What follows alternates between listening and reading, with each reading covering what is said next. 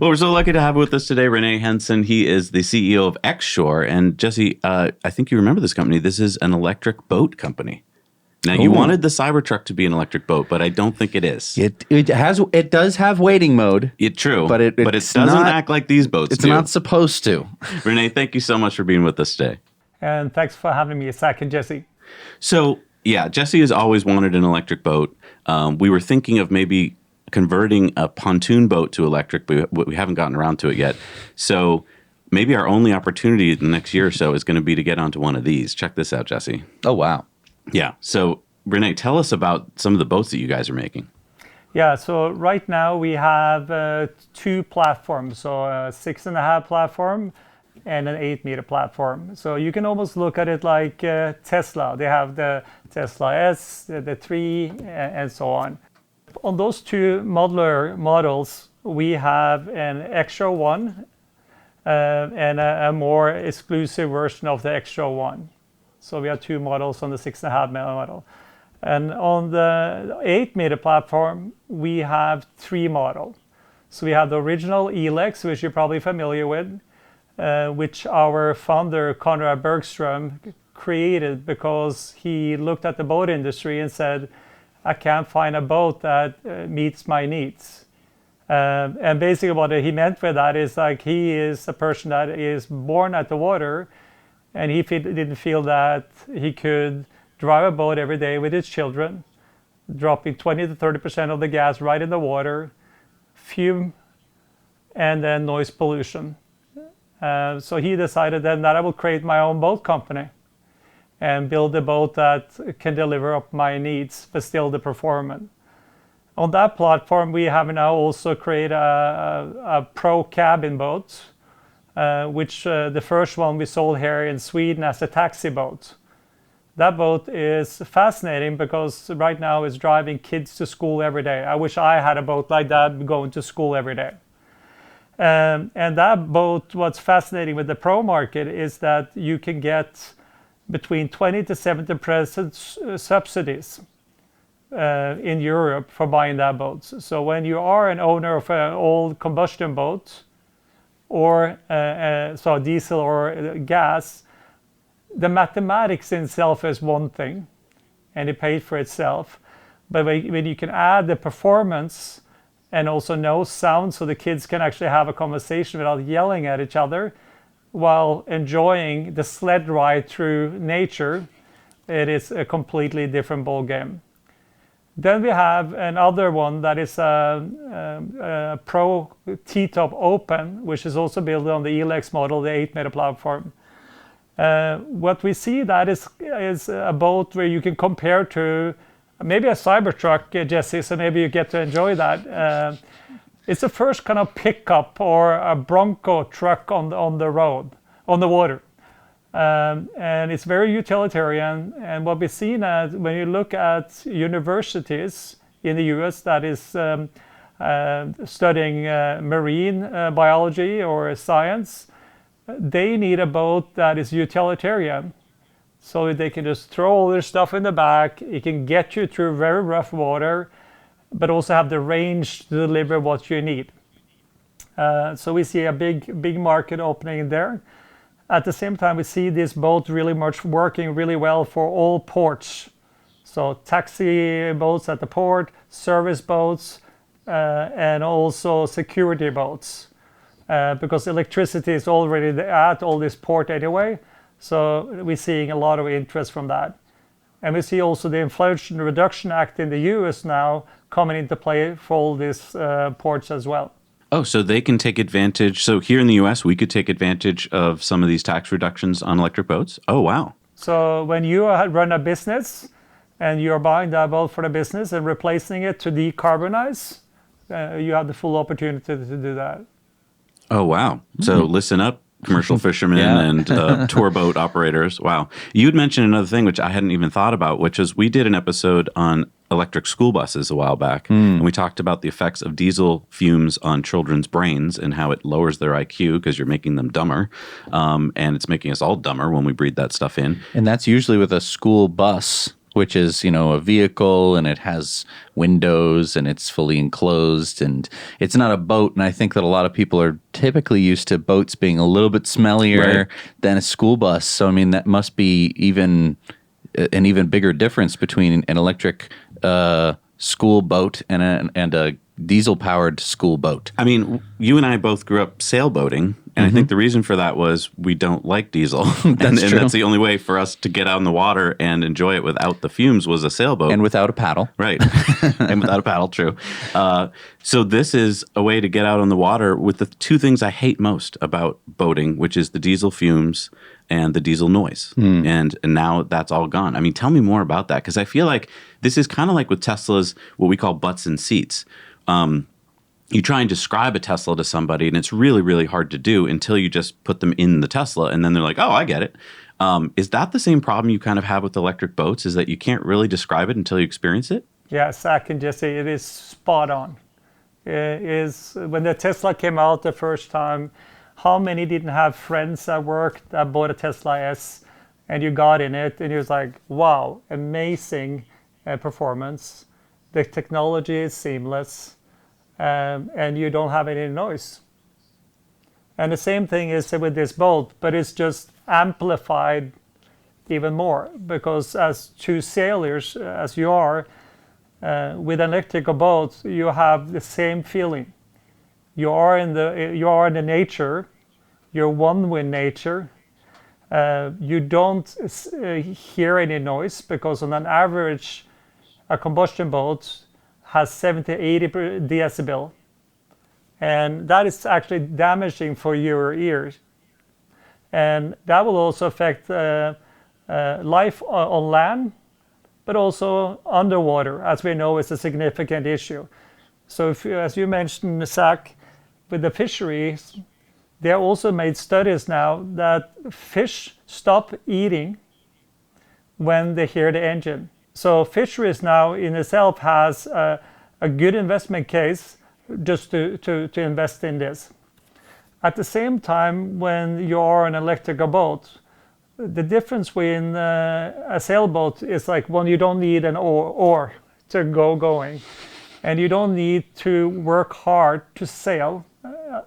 So it's more about the whole thing about being in the water, enjoying the water, enjoying your friends and family, and cruise through it and be one with it. So when you get people on this boat, people go, wow, I totally get it. And one thing we also see is that people go like, same thing with Tesla S when they came. They feel the torque right away, and it's just like, oh, amazing. And then suddenly also they figure out that boating is not about going from A to B. It's the whole experience. Because right now, when you go with your family and friends from where you pick up the boat to the port to wherever you're going, it's a quiet moment because you can't talk. Now you can sit and listen to Grateful Dead. You can listen to your friends, and the journey is the best part because you're on the water. So what we see is the conversion rate is when people get on the water, they buy the boat. So we can also see it's a very similar to solar panel. So if someone buys a solar panel in your neighborhood, most likely 3 of them will buy it next year. And what you see here too, what you saw with also Tesla, with Xshore, you can see that an electrical boat, the cost of owner a boat is very low. Because with a combustion boat, you need to service it for every 200 hours you use it. We don't do that. And in Norway and Sweden right now, you actually, when you don't use your boat, it's connected to the grid. So you're getting paid. So if you live in the northern part of North America, so it's like Vermont or Michigan or whatever, 6 months of the year, if not more, the boat is standing still. And you pay for winterization. Now you get paid for winterization. Wow. I didn't think about So that. you're It's a using- mobile battery. It's a stationary battery in the winter. Yes. When you're not riding. I didn't even it. think of it. It's in your driveway. Just plug it into your house and you got Yeah. 150 kilowatt hours of That's battery. awesome. Wow. I mean, there's so many things there I want to unpack. One of them is that here in the United States, is probably true in Europe too. A lot of the lakes now are banning motorboats because of, not because of the boats, but because of the diesel engine in them. It's just loud and polluting. And I feel like a lot of those lakes will go back to allowing boats when they're electric. Do you think that's true? Yeah, absolutely. We see the same thing here in Europe. So you can use a couple of very concrete example, which is a famous landmark in the US as well, from Europe.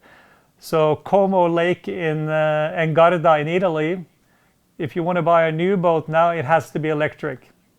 You see it with several lakes in Germany, same in Spain, same in Turkey, and now actually in Norway, they're saying that boats that are between 15 meter to 0, work boats, has to be electric. So that might be already from next year, all new boats that are work boats has to be electric. So we see legislation coming on land very quickly. And since the EV adoption is pretty high on cars, the same infrastructure providers are coming into this space to set them up at harbor. And it's much easier because boats usually come out from their own harbor and come back to the same one in the end. Or they travel a certain pattern where the cost of building that infrastructure is very small. Is that one of the pushbacks you get from potential customers before they really get in the boat? Is, I would imagine it would be the charging part, right? It's the range anxiety that you get with EVs. Like, okay, I'm going to go out in the water and then I'm going to run out of juice. What kind of feedback do you get from customers about that? Yeah, that was actually one of the things we studied, made a study on when we develop our boats, and also the capacity and range of the boat. And what we learned very quickly is that the normal user pattern of 80% of people would never ever need to worry about range anxiety. Of course, if you live in Miami and if you're going to Bahamas, this is not your boat for you. It's the same thing as a Cybertruck is not for everyone, but you need to know what you're using it for. And for 80% of the user case, these boats are perfect. And when it comes to the range, what we have in our boat is that our boats are like a Tesla. So we do all our updates on software, or if it's anything wrong with the boat, we can sit and actually see what's going on. So we have also a system. So if you're getting too far away from where you need to park your boat, the boat go into survive mode. And that means it takes you down to 5 knots and take you back to where you need to be at. And you can even call our field service people and they can open that up too. And so you can go faster back. We just want to make sure that you are safe and sound. That's awesome. And then what we also communicate with them is that in our boat you can have a supercharger, but you can also have a 240 as we have in your boat, but also we have 120. And what's beautiful about it is that you can think about a gas station can be closed, but it's always electricity somewhere. And you can get it from your house. And say where I park my boat, I don't have my supercharger. So I have only 240 volts. And when I've been out with my boat for 6-8 hours, I go back and I park it. And when I come up and pick it up at 10 o'clock the other day, it's fully charged. So it's a lot like EVs at your home, where 90% of the time you're just charging at home. Exactly. That makes so much sense.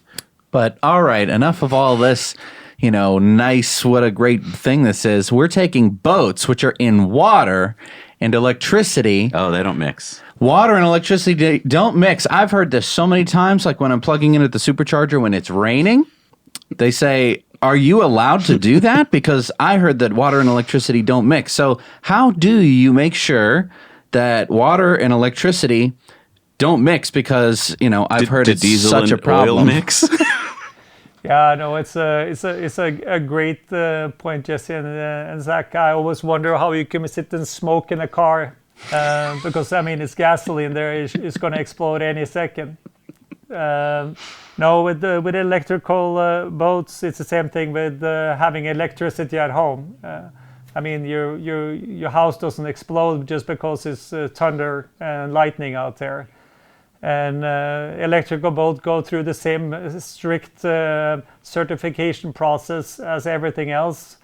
In Europe now we have the biggest certification organization called DNVL, and everything goes through the same systems. And the provider of this electrical system and batteries and drivetrains and all of this, they are also going through the same certification and are providing for households, for electrical cars, bikes, stereos, you name it. So I wouldn't worry too much about it. Well, and I mean, I think that we can agree that unless you're in a canoe, if there's a boat that has lights and that has navigational systems, that there's going to be electricity on board anyway. And we've sort of figured out how to keep the wet part out of the boat. That's kind of a critical piece of it. So I feel like there's a lot of people who will take common sense isms and try and apply them to, you know, just like this sort of thing. And it usually, you know, with a little bit of thought, you go, oh, I see. Right. There's a thing called a hull, and that keeps the water out. I got so excited when I was on your website that I started to kind of pick my color boat and check out. And I noticed that there's a captain's watch. Can you explain what that is? So this He's got the captain's watch. So this is the captain watch that I had on my hand, arm, I mean. And I put it away so I don't make more sound. But what we try to do is very much like Tesla. So Xshore lives a lot by the same principles. It is about technology, seamless technology. So both people and technology should be seamless. It should be about functional performance and sustainable performance. And with the watch, it's all about starting to tap into simplifying your life, but also increasing your safety. So when I'm out driving the boat, it is torque on this boat. So if my son say, Papa, can you go and check the fender? And he go full speed and I fall overboard, then the watch stops the boat. Wow. So it's kind of like your fob almost. Yeah. Exactly. Or if I, for example, are getting ready to tie the boat and get ready to go out, instead of having to go and hit the screen to start the boat, I can start it from my watch. Wow. Or I can start it from my app. And I can also sit at home with my app to see if, like, is my boat charged? Is there anything wrong? So I don't come down to port to pick up my boat and then, like, or marina, and then it's not working. Because how fun is it when you invited 10 friends on a boat ride at 10 o'clock on a Saturday and the boat is not working? That's cool. So it's right there on your wrist.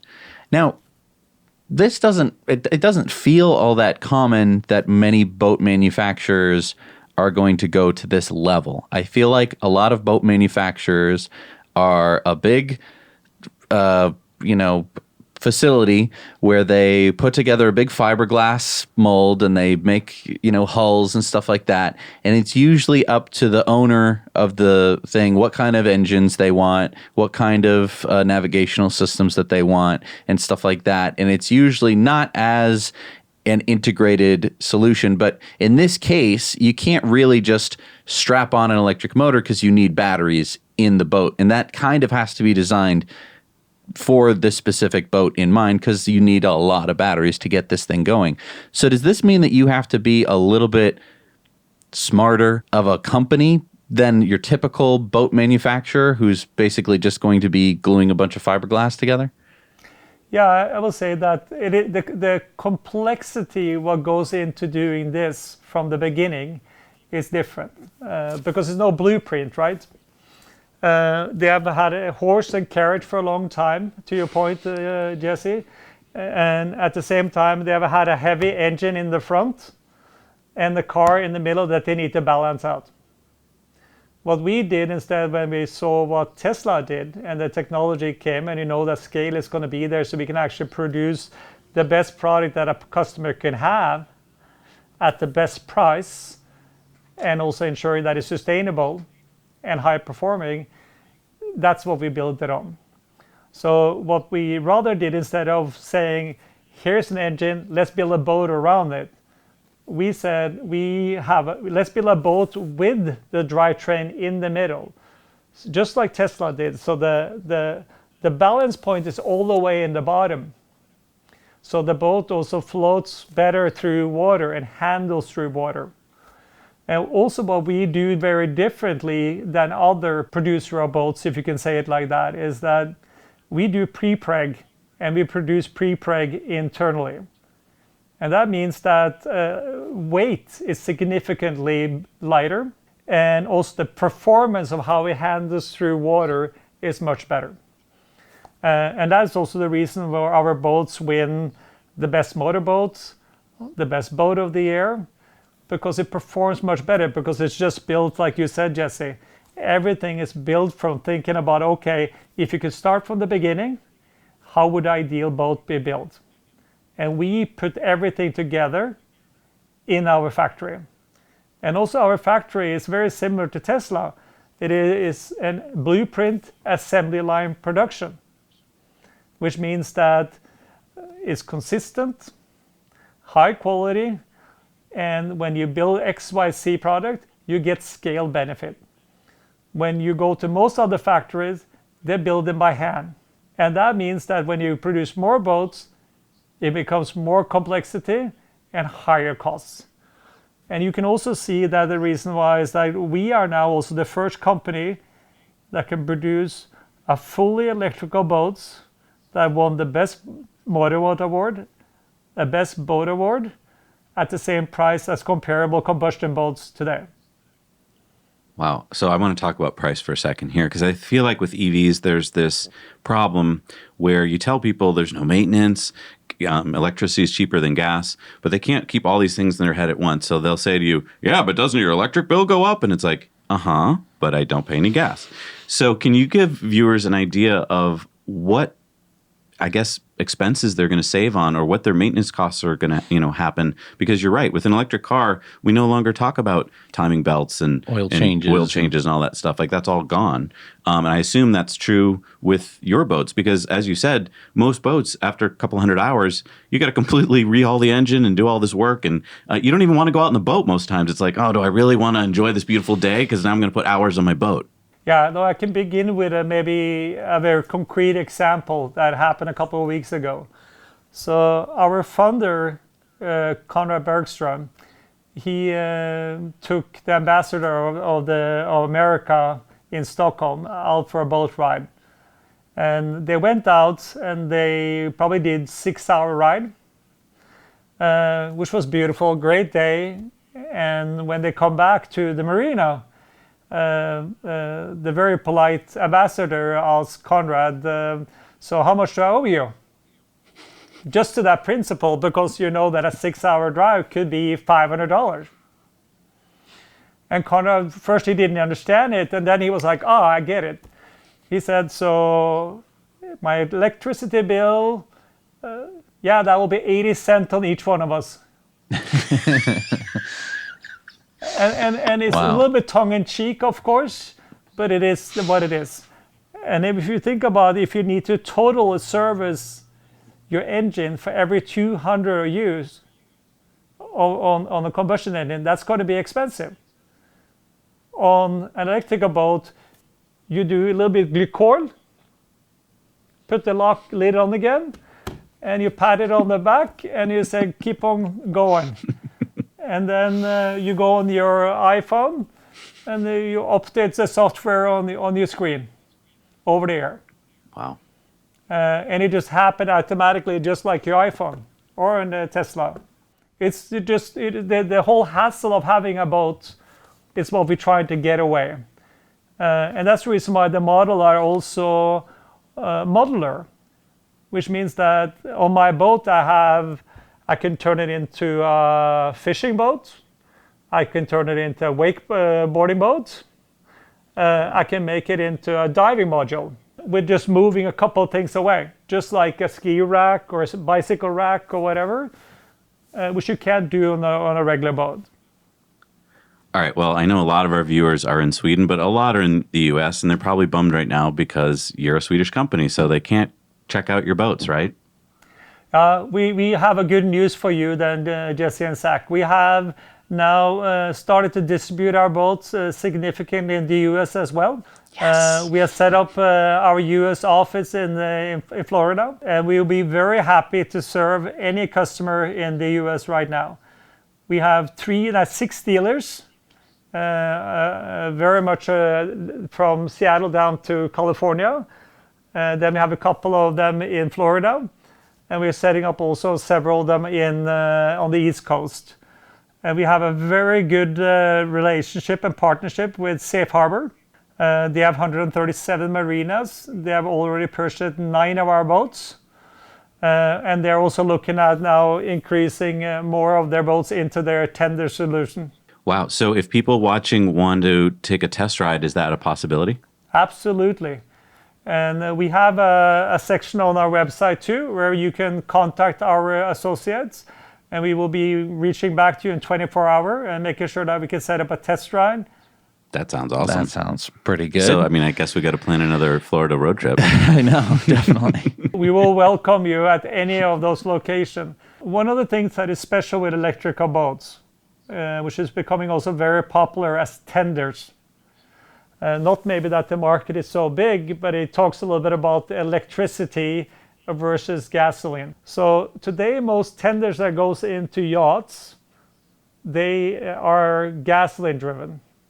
That means when you put the boat back into the yacht, you need to empty it for gas. And I wonder where that gas goes sometimes. And then when you want to put it back on the water, you have to fill it up again. With an electrical boat, you just put it in because the boat is on a generator anyway. So you charge it while you're inside of it, while you can get on the water and travel into shore with no sound, no smell, and no pollution. Wow. Now, I want to ask you a little bit, speaking of no sound, no smell, no pollution, talk about solar. Do any of your boats come with solar on them? Right now, we haven't put solar on them, Jesse. And the reason why is because we wanted to first focus on making sure that we perfectionized our hull and our technology and software. Now that we see that solar panels are coming online, that actually moves the needle, we are starting to look at it. Particularly when we look at our cabin boats, because the whole roof can be filled with it. And that means that if you go roughly around 5 to 7 knots, it can almost maintain itself without using anything.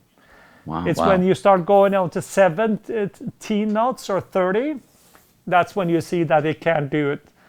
But most people, when you actually own an electrical boat, even though you can go 30 or 50 knots, since you don't hear the sound anymore, you actually enjoy just going slowly through nature.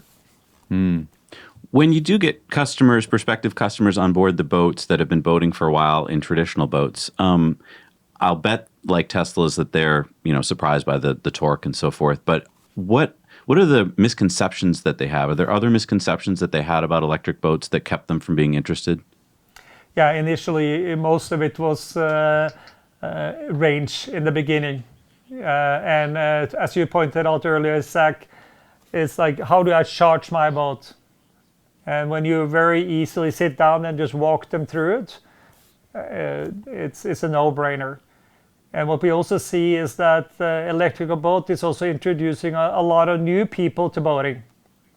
What we see is that they wouldn't want to buy a boat earlier because of 30% gasoline in the water, fumes, noise pollution, and all of this. But now they have a boat that can serve their needs without jeopardizing this part of it. And we also see that previous sailors, which you are aware of, they have a little battle with combustion boats, have now found new friends. So it's a new family of electrical boats and sailors. That's nice. So let me ask you how you do charge the boat, because I think for a lot of people who know that electricity and water don't mix, I think that it can be kind of scary. They think that if they're going to drop something in the water, that they could kill everybody in a mile radius and the whole lake is gonna, all the fish are gonna float up like it's some kind of cartoon. How do you plug it in, and then how do you make sure that everything like that happens safely? So going back to what Jesse said, just to maybe use very layman terms at home. So when you have a vacuum cleaner, you pull the cord, you put it in the wall, and that connection you have to the boat, which come with it, is a converter. You don't throw in the water, but you put it over the boat and into the boat, and you just plug into the boat. And when you buy the boat, the sales representative walk you through a checklist of things that you need to be familiar with as a new owner of electric and no combustion. And those steps are very simple. And the reason why I use almost a silly example as a vacuum cleaner, that's how it is. When I come to the marina where I am, it is a fuse box. It is a cord in the wall. If it's lightning and thunder, the fuse goes. The fish do not magically come out of the water, or the boat doesn't blow up. And so range-wise, I was noticing that the two models I was looking at, there's a 50 nautical mile range on, I believe it's the Xshore 1, 100 miles on the Elex 8000, I believe. Correct. So, I mean, these are ranges that let you do quite a bit of cruising. Now, obviously, this depends on your speeds and so forth, but I think a lot of people think, oh, it's an electric boat, so I'm only going to be able to go for half an hour. And that's just not true anymore. No, it's so far away from the truth. When I'm with my family and all my dogs, and if I go on the Xshore 1 or the other one, we sometimes my sons, we go in the Xshore 1 because it's like driving a Tesla, and it's a lot of fun.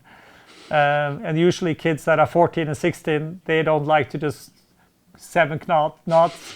They want to show that this boat is faster in acceleration. It is faster top speed than most boats.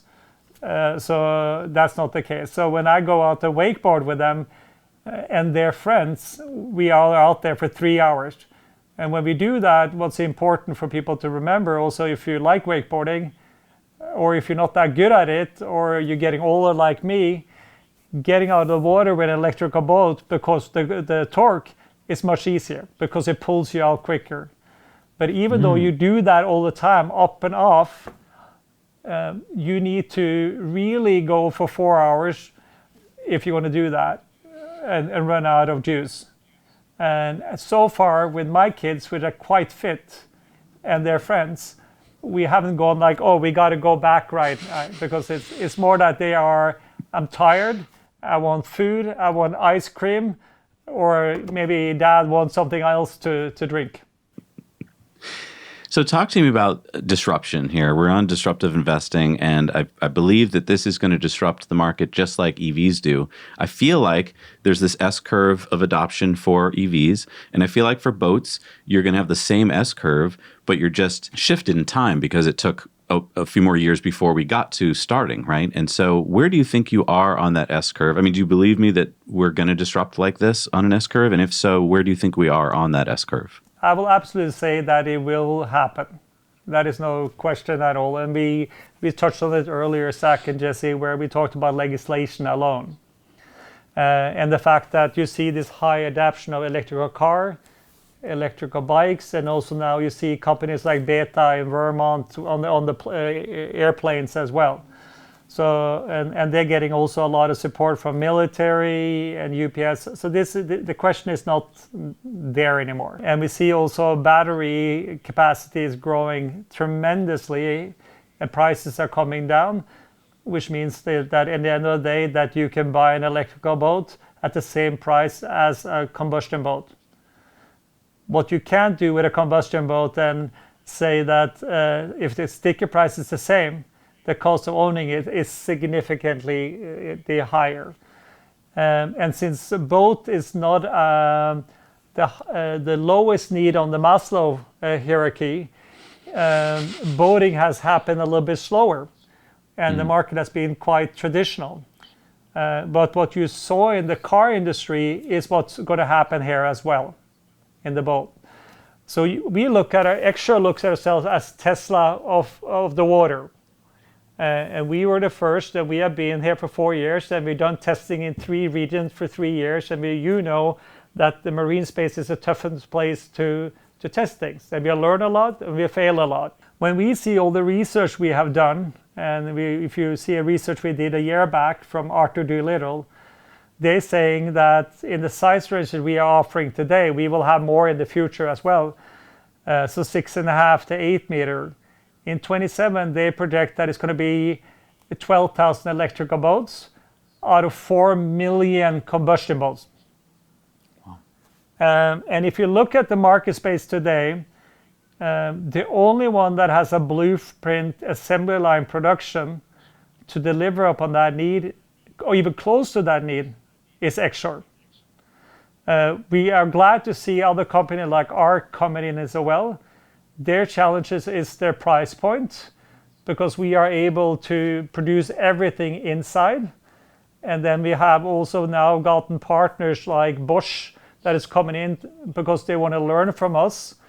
And they see that the traditional players that are invested in legacy technology, just like we saw in the car industry when Tesla came, they are not going to be okayed by the investors to invest in new technology before they see it grow, which gives us the first mover advantage.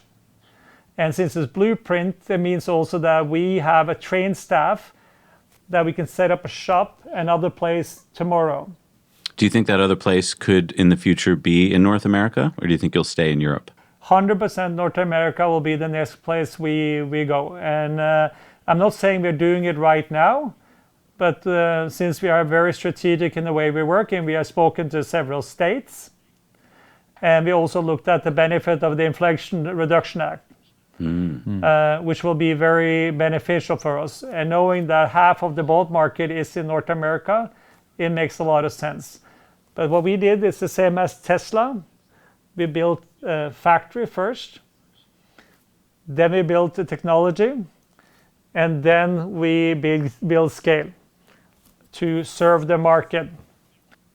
So you had brought something up earlier that I don't think that we really got to touch on, and that was that while you're winterizing your boat, while it's winter and you don't want to be out on your boat, you can be plugging it into the grid and it could be making you money.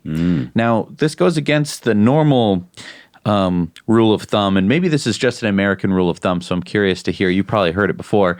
The happiest day in a guy who buys a boat's life is the day that he buys it and the day that he sells it.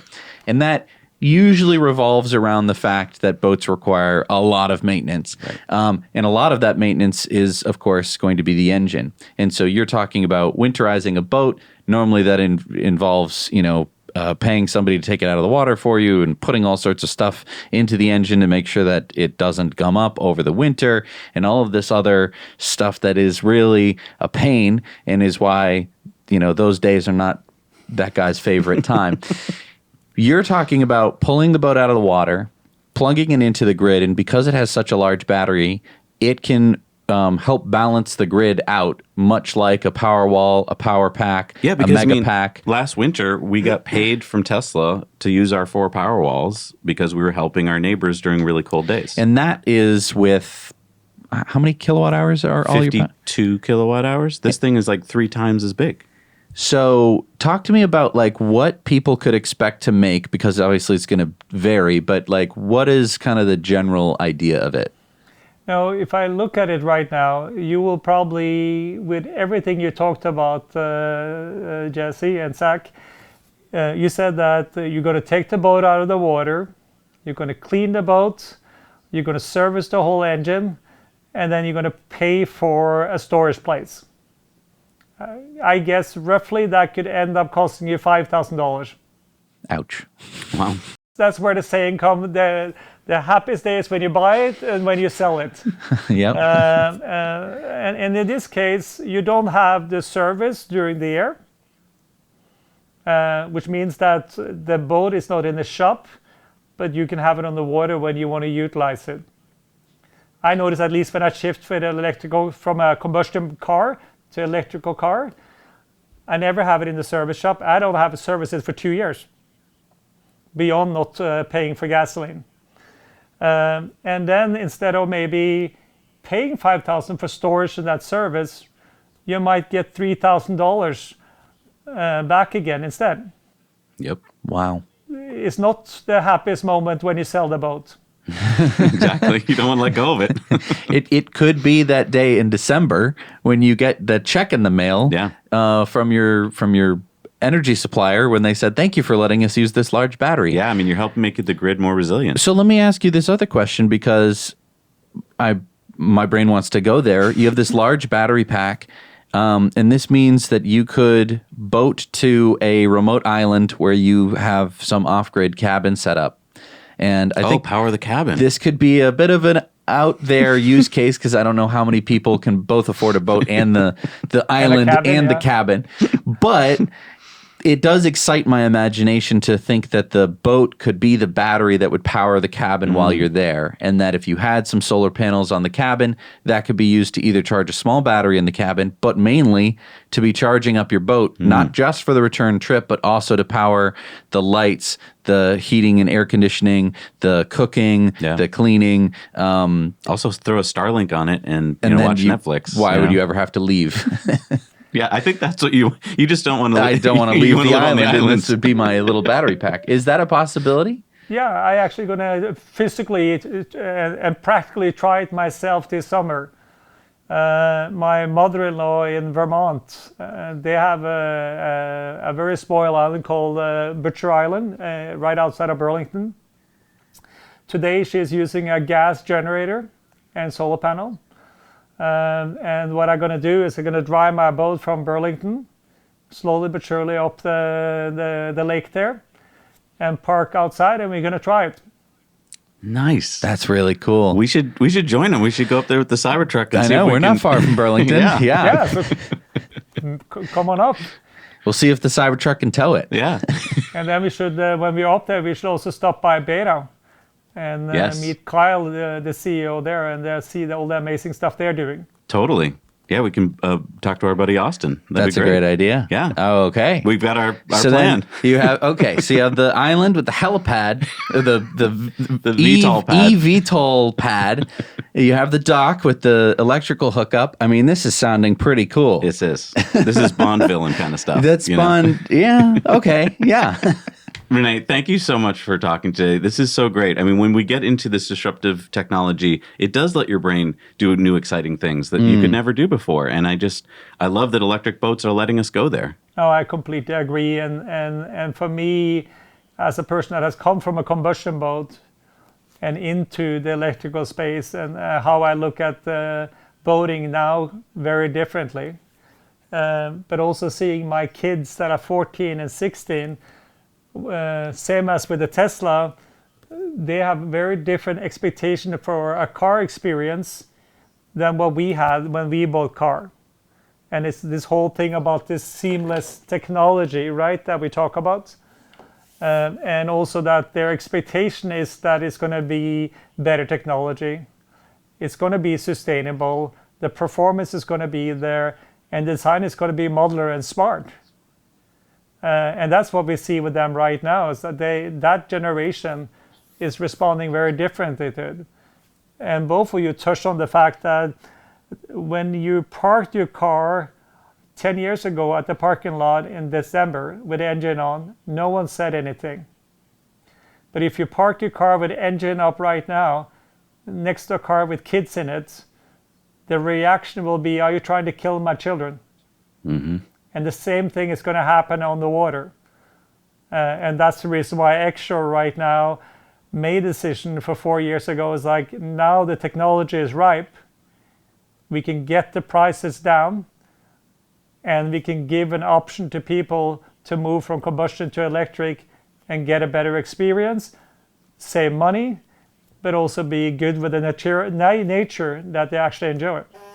Awesome. Thank you, Renee, so much. This was such a great interview. I'm so excited to check out your boats. So, folks, if you want to go check out and maybe go for a test ride, check out xshore.com. And right there, as Renee said, on their site, you can see if you can find a place near you to go for a ride. Thank you so much. And I'm looking forward to our road trip already. All right. That sounds great. Thank you. Take care. Thank you. Bye-bye.